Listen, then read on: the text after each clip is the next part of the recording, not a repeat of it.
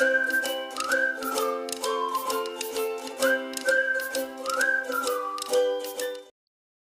Board class 10th social science chapter first resources and development.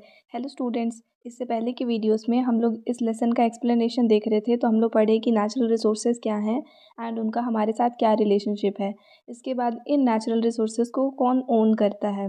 इसके बाद जब हम लोग पढ़ रहे थे नेक्स्ट वाली वीडियो में, फिर सेकेंड पार्ट में पढ़े कि साइंटिफिक पर्सपेक्टिव क्या है एनवायरनमेंट का एंड नॉन रिन्यूएबल और रीन्यूएबल रिसोर्सेज क्या होते हैं। अब आज के इस वीडियो में, जो कि इस लेसन का थर्ड पार्ट है, उसमें हम लोग पढ़ेंगे about the resources and development. अगर आप इससे पहले की वीडियोस नहीं देखे हो तो इसका लिंक आपको डिस्क्रिप्शन में मिल जाएगा, आप वहाँ पे चेकआउट कर सकते हैं। स्टार्ट करते हैं रिसोर्सेज एंड डेवलपमेंट।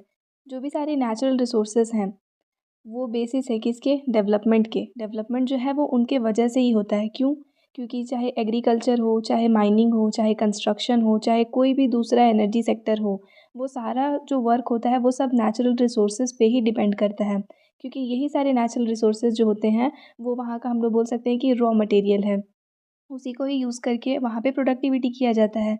सो दूसरे सेक्टर्स जो हैं इकोनॉमी के, वो सारे भी इसी चीज़ पर डायरेक्टली या इनडायरेक्टली डिपेंडेंट होते हैं।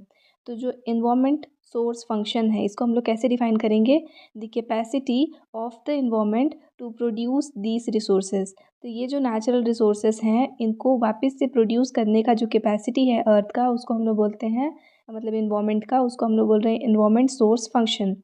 Developmental activities slow down if the natural resources are polluted और over exploited and get depleted. यानी कि इनका जो डेवलपमेंट एक्टिविटी है वो कब स्लो डाउन हो जाएगा? जब इन रिसोर्सेज को हम लोग या तो पोल्यूट कर दिए या फिर ओवर एक्सप्लॉइट किए हैं, जिसकी वजह से ये डिप्लीट हो गए हैं। And if we do not prevent pollution of our atmosphere, rivers and streams, and if we do not use non-renewable resources in a rational manner, we will soon exhaust our natural wealth। अगर हम लोग non renewable resources को सही तरीके से use नहीं करते हैं एंड पोल्यूशन को अगर स्लो डाउन नहीं करते हैं, तो हम लोग बहुत जल्द ही अपना नेचुरल वेल्थ जो है वो कम्प्लीटली एग्जॉस्ट कर जाएंगे।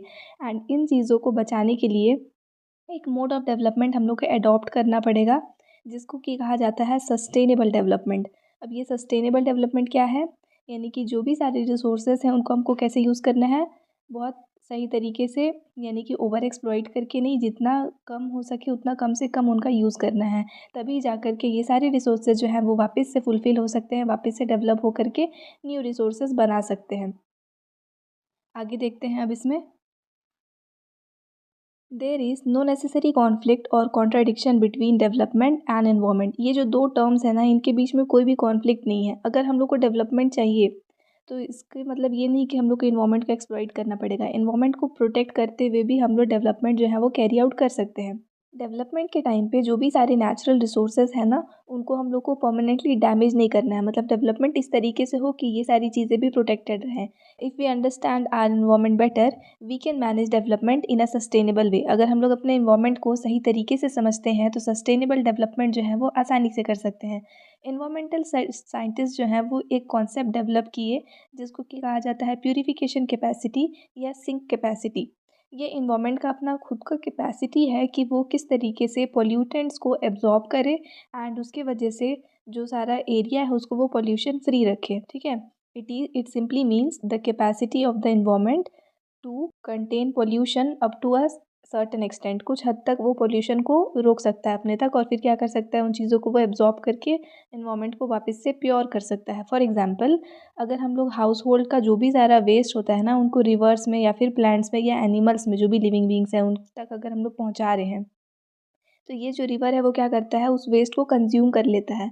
कंज्यूम करने का मतलब ये है कि उसको यहाँ पे वो किसी भी तरीके से उस वेस्ट को यूज़ करके एंड ख़त्म कर देता है वहाँ से। और ये जो वाटर है वो वापस से क्या होता है, फिट रहता है हमारे ड्रिंकिंग पर्पज़ के लिए या फिर कंजम्पशन के लिए। अब अगर यही सारा वेस्ट जो है वो हम लोग एक्सेसिव अमाउंट में वहाँ पे थ्रो करेंगे रिवर्स में, लाइक इंडस्ट्रीज से जैसे आता है, तब उसकी वजह से क्या होगा कि ये जो रिवर्स है उनका एक लिमिटेड कैपेसिटी था इन पोल्यूटेंट्स को एब्जॉर्ब करने का, डाइजेस्ट करने का। अब वो कैपेसिटी के बाहर अगर वहाँ पे वेस्ट पहुँच रहा है तो ऑब्वियस सी बात है कि ये रिवर उसको डाइजेस्ट नहीं कर पाएगा एंड इसकी वजह से ये जो रिवर्स हैं वो पोल्यूटेड ड्रेन्स में कन्वर्ट हो जाएंगे। और आज की डेट में बहुत सारे ऐसे सिटीज़ हैं जहाँ पे ओपन गटर्स बन गए हैं, रिवर्स जो हैं वो सारे ओपन गटर के फॉर्म में बन गए हैं। ये जो पोल्यूशन है वो कभी ख़त्म ही नहीं हो रहा है वहाँ पे एंड इसके वजह से ये जो एरियाज़ हैं वहाँ पे इस तरीके का आपको चेंज देखने के लिए मिल रहा है। जो सिटीज़ होते हैं ना वहाँ पे मैक्सिमम केमिकल वेस्ट जो होता है वो रिवर्स तक पहुँचता है एंड रिवर्स जो है वो इन केमिकल्स को डाइजेस्ट नहीं कर सकते हैं। जैसे कि डिटर्जेंट सोप वग़ैरह है उनका वेस्ट, अगर वो चला जाएगा पानी में तो फिर पानी जो है वो इन सब चीज़ों को वो डाइजेस्ट नहीं कर सकता है एंड इसके वजह से वो रिवर जो है वो पॉल्यूट हो जाता है। फिर ये रिवर फ्लो होकर के सी में जाता है एंड इसकी वजह से सी भी पॉल्यूट हो जाता है। वहीं पे जो विलेजेस होते हैं, जैसे हम लोग देखते हैं कि विलेज में भी वुड को ही तो बर्न करके वहाँ पे कुकिंग किया जाता है। तो वुड को बर्न करके अगर कुकिंग कर रहे हैं तो उससे भी तो वहाँ पे स्मोक निकल रहा है, तो वो स्मोक जो है वो तो एटमॉस्फेयर को यहाँ पे अफ़ेक्ट कर ही रहा है। उसके हिसाब से एयर पॉल्यूशन तो होना चाहिए। लेकिन जब पहले के डेट में लोग यहीं वुड से ही खाना बना रहे थे तब पॉल्यूशन नहीं था। लेकिन आज के डेट में जब हम लोग ये सोर्स यूज़ भी नहीं कर रहे हैं तब भी पॉल्यूशन है। तो रीज़न क्या है इसका, कि जब वो लोग वुड ये बर्न करते थे और जितने भी अमाउंट में स्मोक जो है वो एयर में आता था उसको एटमॉस्फेयर जो है वो डाइजेस्ट कर ले रहा था, ठीक है? उसको वो रिन्यू कर पा रहा था एटमॉस्फेयर वापस से खुद को।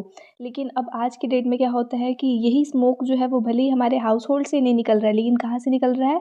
तो फैक्ट्रीज़ के चिमनीज़ से। इंडस्ट्रियल कॉम्प्लेक्स इतने सारे बनाए जाते हैं एंड वहाँ से ये स्मोक निकलता है। अब जो ये स्मोक निकल रहा है वो यहाँ से आप देख भी सकते हैं कितने लार्ज अमाउंट में निकल रहा है। अगर किसी के घर पे अगर मान लो जैसे वुड का यूज़ करके अगर वहाँ पे कुकिंग हो भी रहा है तो इस अमाउंट में वहाँ पे किसी भी हाल में जो स्मोक है वो नहीं निकलेगा। लेकिन फैक्ट्रीज़ में इतना ज़्यादा स्मोक आ रहा है एंड इतना लार्ज क्वांटिटी में जब ये स्मोक आएगा तो ऑब्वियस सी बात है कि जो एटमॉस्फेयर है वो उसको वहाँ पे डाइजेस्ट नहीं कर पाएगा एंड इसकी वजह से पॉल्यूशन देखने के लिए मिलता है। अब यहाँ पे आपको सिंक कैपेसिटी का एक और डेफिनेशन जैसे मिल जाएगा, उससे पहले भी वहाँ पे दिया है सिंक कैपेसिटी, लेकिन ये बेटर है। Sink capacity is the capacity of environment to absorb pollutants. और ये जो वॉल्यूम होगा ना वो वेस्ट का, अगर वो एक्सीड हो जाता है उसकी कैपेसिटी से ज़्यादा, मतलब इन्वायरमेंट का जितना भी सिंक कैपेसिटी है उससे ज़्यादा अगर वेस्ट हम लोग वहाँ पे दे रहे हैं तो ऑब्वियस सी बात है ये जो इन्वायरमेंट है वो लॉन्ग टर्म के लिए डैमेज को सफ़र करेगा। एग्जाम्पल्स ले सकते हैं यहाँ पे। सबसे फर्स्ट जैसे एग्जाम्पल वन दिया है, current data on ground water level in India indicates that the groundwater reserve in many parts of the country are severely under threat because of over exploitation।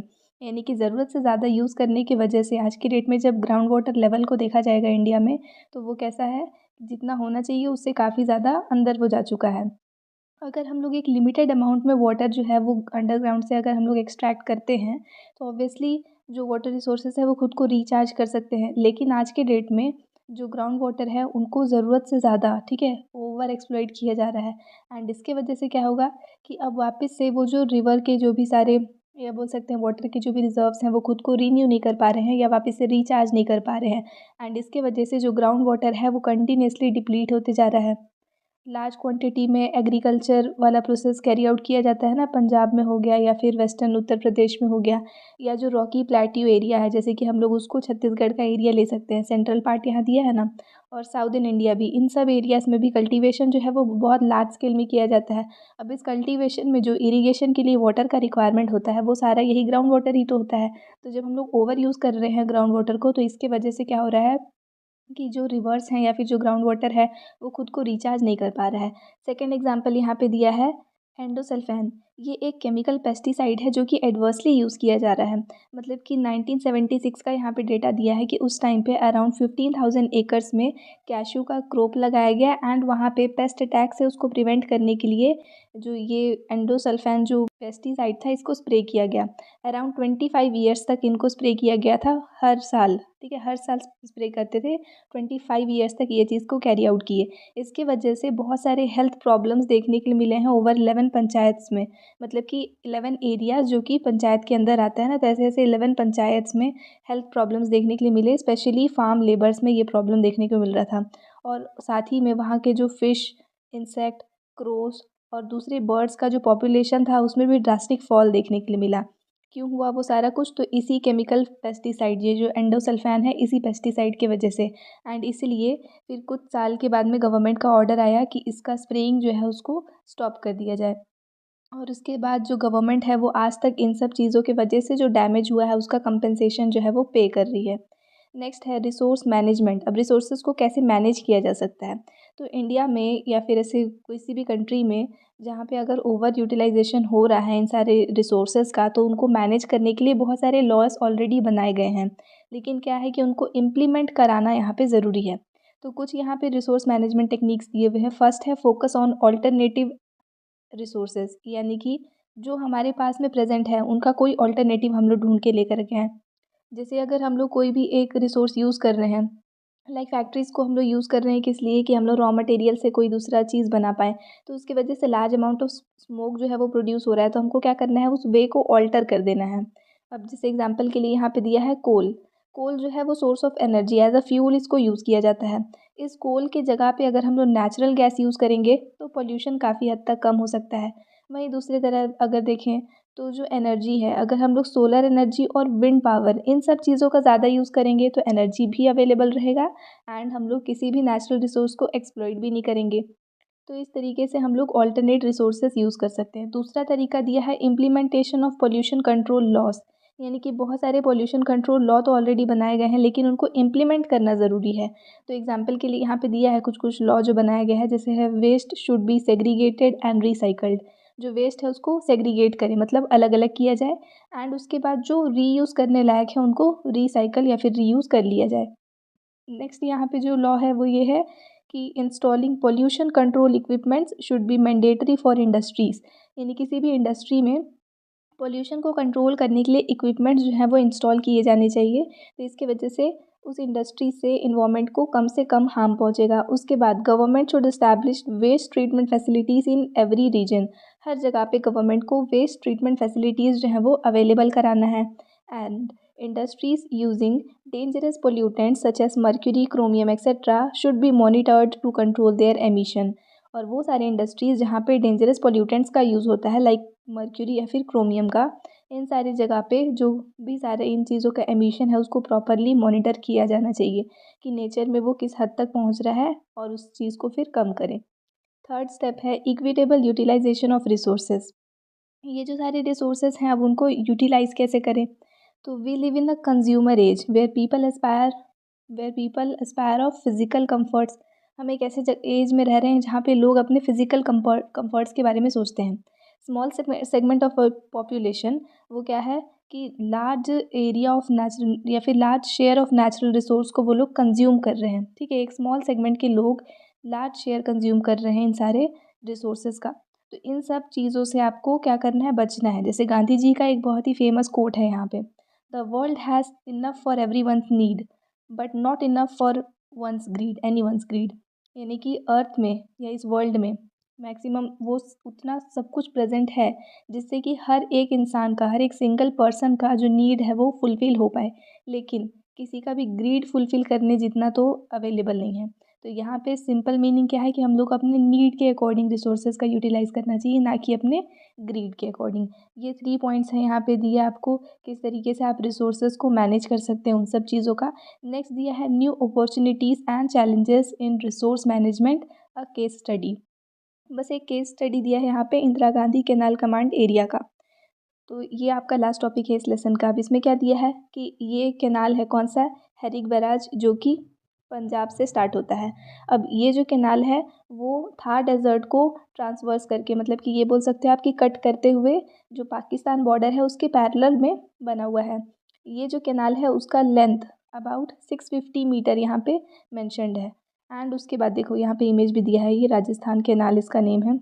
तो इसका क्या यूज़ था यहाँ पे, अगर हाँ ओवरऑल अगर इसका हम लोग लेंथ देखें वो तो मेन कैनाल का उतना लेंथ है 650, और अगर हम लोग जो भी इसके साथ में लगे हुए डिस्ट्रीब्यूटरी कैनाल्स हैं उन सबको मिक्स करेंगे तो 9060 जो इसका 9060 किलोमीटर्स इसका आ जाता है।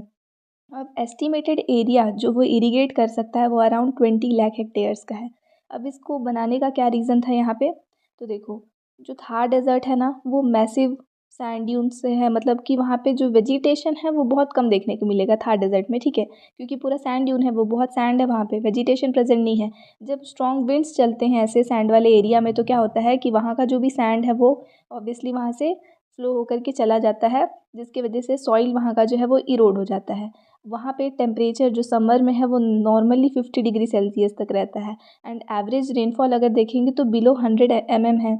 अब इन एरियाज़ में कल्टीवेशन तो पॉसिबल ही नहीं है, इसलिए वहाँ पे एक कैनाल बनाया गया था। तो अब दिया है डेवलपमेंट वर्क। जब कैनाल बनाया गया तो उसके दो इरिगेशन फ़ेज़ थे। फ़ेज़ 1 जो कि अराउंड 1960 में हुआ और फ़ेज़ 2 जो कि 1980 में हुआ। ये जो कैनाल है वो इस डेज़र्ट एरिया में अब हम लोग उसको यूज़ करके उस कैनाल वाटर से उस एरिया को मॉइस्ट बना लिए थे एंड वहाँ पे प्रॉपरली जो है कल्टीवेशन होने लगा। कल्टीवेशन हो रहा है तो एफ़ॉरेस्टेशन यानी कि डिफ़ॉरेस्टेशन का अपोज़िट है, ठीक है? फ़ॉरेस्ट को कट किया जाता है, यहाँ पे फ़ॉरेस्ट लगाए जा रहे हैं। तो इसके वजह से सॉइल इरोज़न जो है वो भी बचेगा और वहाँ पे हम लोग क्रॉप्स भी लगाने लगे। तो वहाँ पे जो फार्मर्स हैं वो चना, बाजरा और ज्वार जैसे क्रॉप्स पहले लगा रहे थे। बाद में जब इरिगेशन फैसिलिटी और ज़्यादा बढ़ा तो व्हीट और कॉटन के क्रॉप्स भी वहाँ पे लगाने लगे। प्रोडक्टिविटी जो है वो इंक्रीज़ होते गया। लेकिन अब क्योंकि हम लोग एक्सेसिव इरिगेशन कर रहे हैं वहाँ पे और एग्रीकल्चर उतना ज़्यादा नहीं हो रहा है, लेकिन इरिगेशन बहुत ज़्यादा हो रहा है, जिसके वजह से वहाँ पे वाटर लॉगिंग का प्रॉब्लम और इंक्रीज सैलिनिटी देखने के लिए मिला। वाटर लॉगिंग यानी कि पानी जम जाना किसी भी जगह पर, और जब पानी जमता है ना तो वहाँ पे सैलिनिटी आता ही आता है। तो यहाँ पे कंप्लीट हो गया आपका ये लेसन। अब दिए हैं एक्सरसाइज क्वेश्चंस, ये हम लोग नेक्स्ट वाले वीडियो में कवर करेंगे। आई होप आपको ये वीडियो यहाँ तक पूरा समझ में आया होगा। Thanks for watching and please to subscribe if you are new to our channel. और ये जो एक्सरसाइज वाला वीडियो है ना, इसका लिंक भी आपको डिस्क्रिप्शन में मिल जाएगा, आप वहाँ से चेकआउट कर लीजिएगा। और अगर आप हमसे कनेक्टेड रहना चाहते हैं तो हमारे टेलीग्राम चैनल का लिंक भी डिस्क्रिप्शन में है, उसको ज्वाइन कर सकते हैं।